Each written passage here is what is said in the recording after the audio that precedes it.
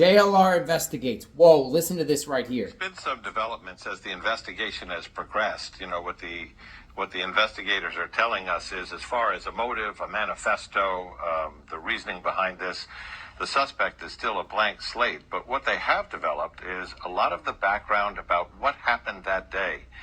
They know that he went to his employer at the nursing home where he works as a dietary specialist before this and said, I need Saturday off. I have something important to do. But he told his coworkers, I'll see you on Sunday. So he changed his days off, presumably for this. We also understand that when he got to the fairgrounds where this rally was being held for Donald Trump, the first thing that puts him on the radar of security people is near the magnetometer area where they're screening people in. He's carrying in his hand a rangefinder. It's a device that looks like a small pair of binoculars, but it's used by shooters to measure the distance when they're setting up a long-distance shot. Because he didn't have a weapon, that would not have prevented him to go through security, but they did flag, what does he have this in his hand for? At that point, they told people, keep an eye on this guy, but then he leaves the secure area, the staging area, and he doesn't turn up again for some time until the crowd says there's a guy crawling up the roof, and it appears he has a rifle. There is an eerie moment in here, Aaron, where he's taking the rangefinder and he's looking through it at the counter sniper positions. And one of the counter sniper positions is looking at him through the scope. At this point, there's not a gun in the picture, as I understand it, but they're saying he's looking at us, looking at him. Then when people alert the police and they try to come up the ladder to get him, and he confronts them with the AR-15 gun, they dive for cover, and then a moment later he opens fire. But a lot of this sounds very spread out. The end of it happens very quickly. The last piece is the search of the car. As we reported last night, 2 remote-controlled IEDs, remote-controlled bombs in the car. The remote control for those devices found on his person on the roof, according to sources. 3 fully loaded magazines with nearly 100 rounds, a bulletproof vest. So it raises the question, did he expect to escape from this? And if so, what was all that intended for? What was to happen next? Questions that are still open in the minds of these investigators.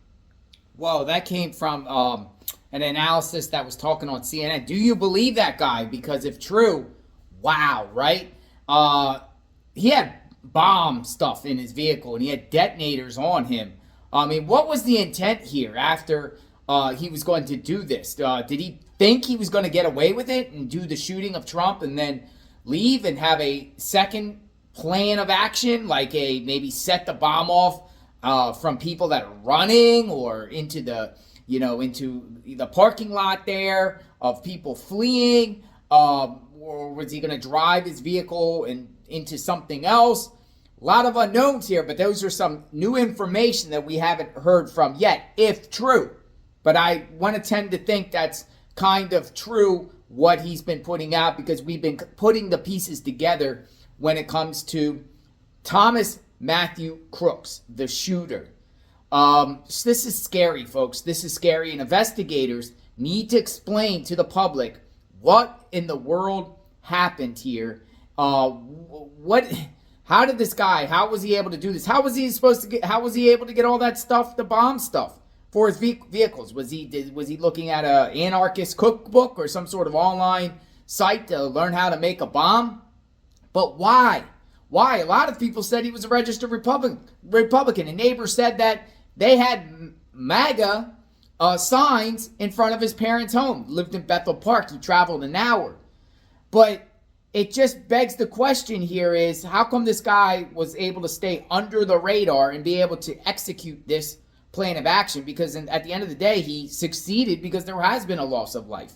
And Trump was severely, he was wounded in his ear. I mean, it could have been much, much worse, but it was a very, very bad situation.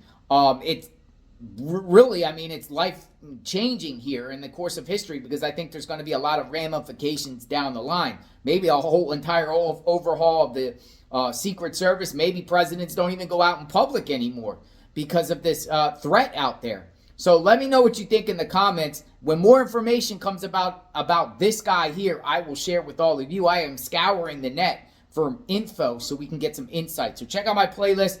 We've learned a lot about this guy, and we will continue to learn more. One more thing, everyone. There is more information, folks. There is more information. He apparently went to Home Depot in the morning of the shooting, according to CNN. I forgot to add that. He went to Home Depot to get a ladder. Check it out. On Friday, he went to a shooting range where he was a member and practiced firing. A law enforcement official told CNN. The next morning, Crooks went to a Home Depot where he bought a 5-foot ladder and a gun store where he purchased 50 rounds of ammunition. Then Crooks drove his Hyundai Sonata about an hour north, joining thousands of people from around the region who flocked to Trump's rally in Butler, Pennsylvania. He parked the car outside of the rally with an improvised explosive device. He got a ladder. And I'm hearing that once he parked his vehicle outside the venue, he took the ladder and the rifle to the venue, which is very, very strange to me how no one would notice an individual with a ladder and a rifle, unless he planted them over there by the building and then tried to go through the front metal detectors. What's going on here, people? But these key pieces of information are out there, unless it's all not true. But authorities ain't saying nothing. So I'm assuming that timeline is true.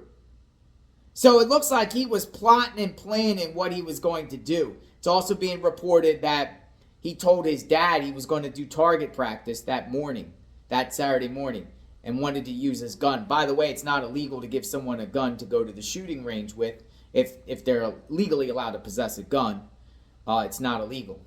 There's no red flags on this guy that I'm aware of. There's no mental illness with this guy that I'm aware of, and there's no criminal record of this guy that I'm aware of. If you know anything, please share.